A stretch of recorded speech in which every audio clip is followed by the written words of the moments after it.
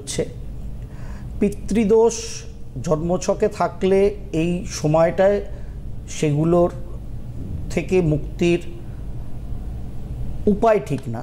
Actually পিতৃপুরুষ যারা থাকেন তারা আমাদের থেকে অ্যাকচুয়ালি কিছু চান না প্র্যাকটিক্যালি, কিন্তু তারা ছিলেন বলেই আমরা ইহজগতে ইহজন্মে আছি। যার ফলে এই পিতৃপুরুষদের উদ্দেশ্যে তাদের পুনরায় জন্ম হয়ে থাক, তারা যে কোনো জনিতেই আবার জন্মগ্রহণ করে থাকুন না কেন, তাদের উদ্দেশ্যে একটা গ্র্যাটিটিউড দেখানোর জন্য এই পক্ষে সার্বিকভাবে পিতৃতর্পণাদির করার বিধিবিধান আমাদের শাস্ত্রগতভাবে আছে, আমাদের ধর্মগতভাবে ধর্মশাস্ত্রগতভাবে আছে।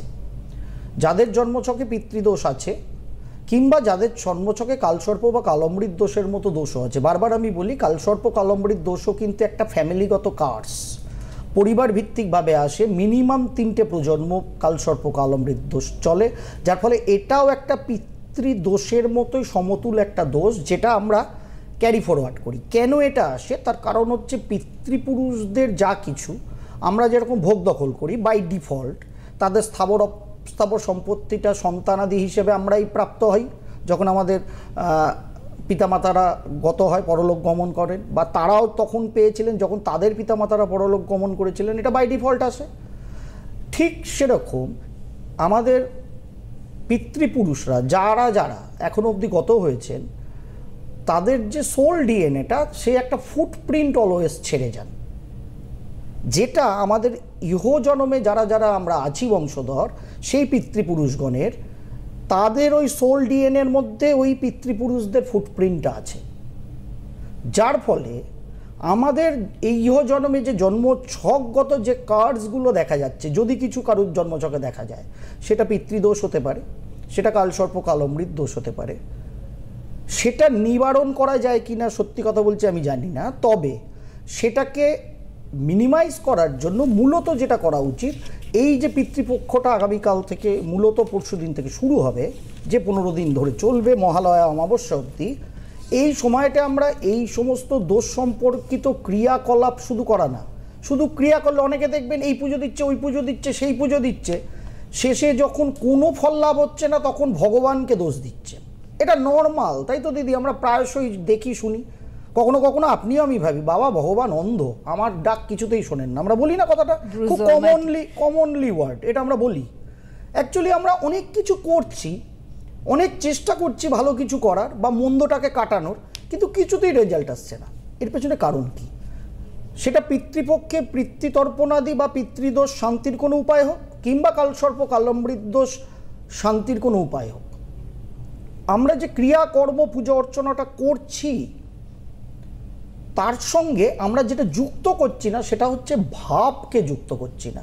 আমাদের মূল যে ইন্টেনশনটা, যে আমাদের যাবতীয় ধন্যবাদ যে আমার পিতৃপুরুষগণকে জানাচ্ছি, কিংবা কালসর্প দোষ কালমৃত দোষ থেকে প্রকৃতভাবে মুক্তির উপায় আমার পিতৃপুরুষ হোক, দেবাদিদেব মহাদেব হোক, তার কাছে এই যে অন্তরের অন্তঃস্থল থেকে যে ভাবের দ্বারা আমরা নিবেদন করব, সেটা কিন্তু করছি না। কেবলমাত্র আমরা প্রসিডিওরাল মেজারটাকে ফলো করছি, যা প্রসিডিওর আছে সেটাকে ফলো করছি, মানে পুজো অর্চনা করছি, মন্ত্র জপ করছি, নিয়মতান্ত্রিকতায় ভুগছি। যার ফলে একের পর এক পুজো করে যাচ্ছি, দোষ দিচ্ছি শেষে ভগবানকে, কারণ ফল প্রাপ্ত হচ্ছি না।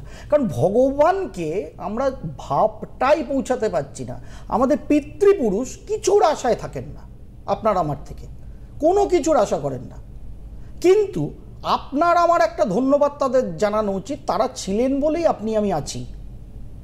এবার গ্রহযোগে কিছু দোষ ত্রুটি থাক চাই না থাক, যাদের পিতাগত হয়েছেন বা তার আগের পুরুষরা গত হয়েছেন তারা তো পিতৃতর্পণ করবেনই এই 15 দিনে, না হলেও অন্তত মহালয়া অমাবস্যার দিন। কারণ আমরা বাঙালিরা ভয়ঙ্কর ফাঁকিবাজ, আমরা শটাং পূজা অর্চনা করে সব লাভ চাই, যার ফলে শিক্ষা থেকে স্বাস্থ্য আমার রাজ্যের এই অবস্থা। পাউডার মেরুদণ্ড ফেভিকল লাগিয়ে এখন একটু সোজা হচ্ছে ধীরে ধীরে, এখন বোধহয় একটু বোধের আগমন আমাদের হচ্ছে, আমার মনে হচ্ছে এটা বোধটা যেটা হারিয়ে গিয়েছিল বোধহয় একটু ফিরছে।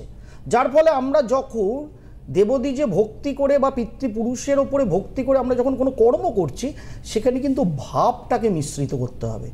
যদি আমরা ভাবটাকে মিশ্রিত করে এই পিতৃপক্ষে পিতৃদোষ শান্তির কোনো উপায়, যেটা আমি কোনো দিন কোনো ক্লায়েন্টের হয়ে কিন্তু করি না, এর আগেও বছরের পর বছর আমি জানিয়েছি, কোনো পিতৃদোষ শান্তি, কাদের পিতৃদোষ আছে আমি ডিক্লেয়ার করে দিই, কিভাবে তার উপায় করা যাবে, কোথায় কিভাবে উপায় করা যাবে তার গাইড আমি করে দিই, কিন্তু কোটি টাকা দিলেও আজ অবধি করিনি, আগামীতেও করব না। কারণ কিছু কিছু ক্রিয়াকলাপ কোনো দিন আপনার বাড়িতে, আমার গুরুগৃহে বা অন্য কোনো স্থানে করা উচিত না, যার ফলে করি না। এটা আমার এথিক্স, আমার গুরুর নির্দেশ, কখনো করি না, কোনো অর্থের প্রয়োজন নেই, করবও না, বাট ডাইরেকশন দিয়ে দেবো, সেটাই আমি দিই। বাট কালসর্প কালমৃদ্ধ, যেটা পিতৃদোষের মতোই একটা কার্স, তার উপায় কিন্তু এই পিতৃপক্ষে আমরা করতেই পারি, যেটা আগামীকালের পর থেকে যেই পূর্ণিমান্ত হয়ে যাবে, কৃষ্ণপক্ষ শুরু হবে, তারপর থেকে পিতৃপক্ষ 15 দিনে চালু হবে।